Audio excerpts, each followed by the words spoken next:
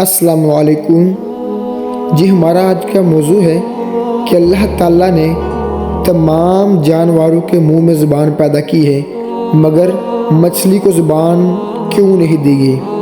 اس کی وجہ یہ ہے کہ جب حکم خداوندی سے فرشتوں نے حضرت آدم علیہ السلام کو سجدہ کیا تو ابلیس نے انکار کر دیا، تو اللہ رب العزت نے اس رجیم مردود کو بری صورت میں زمین پر پھینک دیا۔